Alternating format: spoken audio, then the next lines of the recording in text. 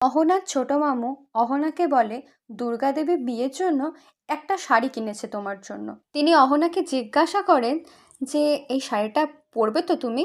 তখন অহনা বলে হ্যাঁ, কেন পরবো না এই শাড়িটা। এরপর অবশ্যই ছোট পরবো। মামু অহনাকে বলে তোমাকে কিন্তু আমার ভাগ্নির বিয়েতে সমস্ত দায়িত্ব নিতে হবে, সব কিছু সামলাতে হবে, পারবে তো করতে? অহনা বলে হ্যাঁ, সব কিছু করে দেব দায়িত্ব সহকারে। তখন ছোট মামু বলে তোমার কি একটুও কষ্ট হচ্ছে না অহনা?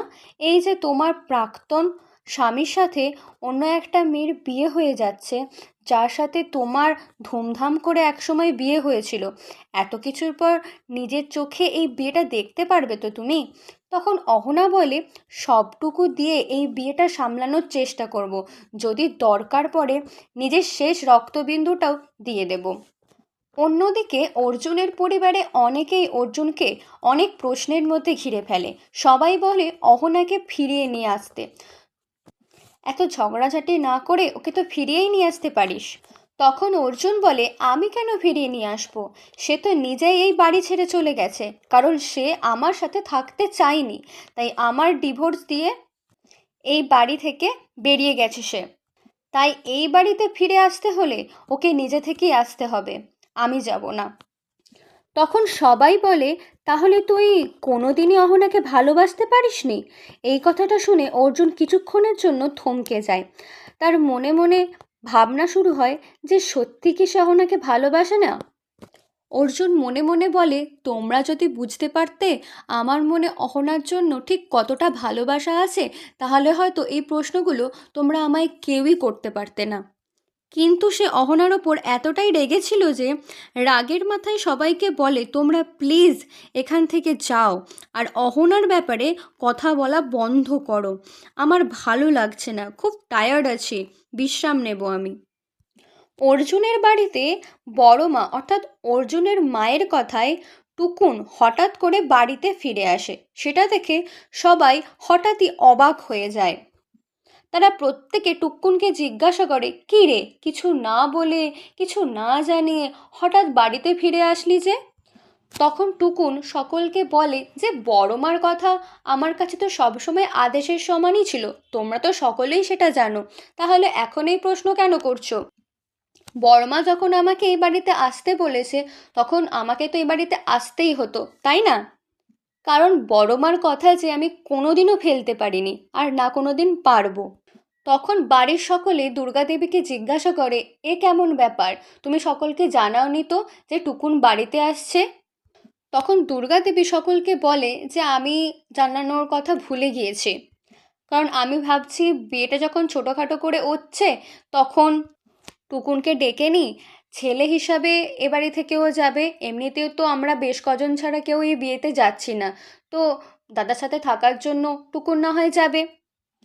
এরপর বাকির অন্যরা বলে যে কীরকম পরিবারে বিয়ে দিচ্ছ আমরা বুঝতেই পারছি না, বলছো যে এই মেয়ের বাড়ি নাকি অত্যন্ত গরিব, যে আমাদেরকে একবেলা খাওয়াতেও পারবে না। হ্যাঁ, মেনে নিলাম যে খাওয়াতে পারবে না, নাই খাওয়াতে পারে, কিন্তু একবার তো ওদের বাড়ি থেকে আমাদের বাড়িতে সবাই আসবে, অথবা আমরা ওদের বাড়িতে যাব, তাহলে তো অন্তত দেখতে পারতাম মেয়েটা কে এবং তার পরিবারই কেমন, কী তাদের সংস্কার, এসব কিছুই জানতে পারলাম না।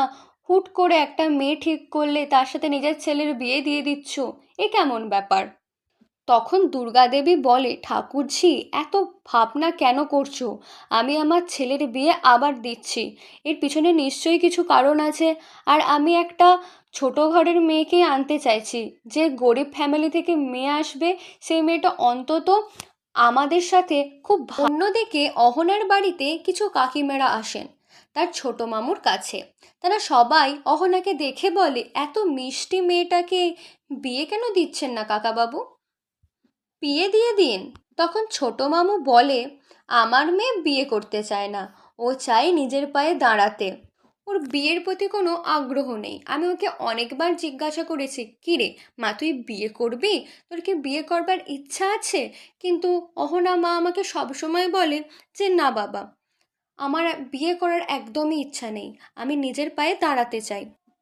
ঠিক এই সময় একটা কাকিমা হঠাৎই বলে ওঠে আপনি আমাদের পুরো সত্যি কথাটা বলছেন না কাকাবাবু, আপনার মেয়ের তো একবার বিয়ে হয়েছিল, শুনেছি নাকি ডিভোর্স হয়ে গেছে, বিয়েটা টেকেনি। ঠিক এই কথাটা শুনে ছোট মামু বলে, হ্যাঁ হয়েছিল, বিয়েটা টেকেনি, ঠিকই বলেছ। তো কি হয়েছে, বিয়ে টেকেনি তো কি হয়েছে, আবার বিয়ে হবে ও যদি চায়, আর যদি না চায় না হবে, ব্যাস কথা শেষ। আমার মেয়ে আমার কাছে সারা জীবন থাকবে, বাপ মেয়ে মিলে সারা জীবন কাটিয়ে দেব। তারপর যখন আমি পরলোক গমন করব, তখন না হয় ওর যা ইচ্ছা ও তাই করবে, আমি দেখতে যাব না। এই বলে সে অহনাকে বলে যে যাও মা, তুমি সকল কাকিমাদের জন্য একটু চা করে নিয়ে এসো।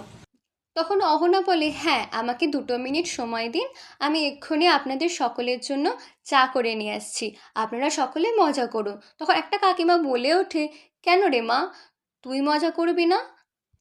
তখন অহনা বলে, আমার যে রান্না বান্না করে মানুষকে খাওয়াতে অত্যন্ত ভালো লাগে, দাঁড়ান আমি এক্ষুনি আপনাদের জন্য চা করে নিয়ে আসছি। এই বলে সে রান্নাঘরে চলে যায়। তারপর কাকিমারা আবার ছোট মামুকে বলে যে আচ্ছা কাকা বাবু, আপনার এই মেয়েকে বিয়ে দিয়ে দিন। এ কি এইভাবে সারা জীবন কাটাবে, একা একা এত সুন্দরী এত গুণী একটা মেয়ে, একটা ভালো ছেলে দেখে বিয়ে তো দিয়েই দিতে পারেন। একটা ভালো ছেলের কাছে গেলে নিশ্চয়ই আপনার মেয়ে সুন্দর থাকবে, খুশি থাকবে জীবনে। তখন ছোট মামু বলে, আরে বাবা, আমি তো আমার মেয়েকে বারবার জিজ্ঞাসা করেছি, কী রে মা তুই বিয়ে করবি, কিন্তু আমার মেয়ে তো বলে সে বিয়ে করতে চায় না, সে নাকি নিজের পায়ে দাঁড়াতে চায়, তাহলে কেন আমি ওকে বাধ্য করব বলুন তো?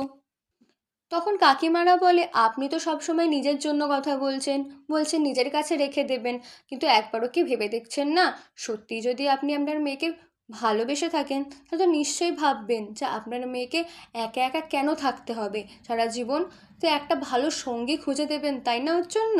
তখন ছোট মামু বলে, দাঁড়ান আমার মেয়েকে আমি ডাকছি। তখন অহনাকে ডেকে পাঠায়। অহনা আসে এবং অহনাকে জিজ্ঞাসা করে, কী রে মা বল তো, তুই কি বিয়ে করতে চাস নাকি নিজের পায়ে দাঁড়াতে চাস, কোনটা? তখন অহনা বলে, থাক না মামু, এই কথাগুলো না হয় পরেই বলবে, আমার ভালো লাগছে না। তখন ছোট মামু বলে, আসল কথাটা হচ্ছে আমার মেয়ে তার প্রাক্তন স্বামীকে এখনো পর্যন্ত প্রচণ্ড ভালোবাসে, সে তাকে ভুলতে পারেনি, তাই এই বিয়েটাও কোনোভাবেই কিছু করতে চায় না। এই কথাটা শুনে কাকিমারা অত্যন্ত অবাক হয়ে যায় এবং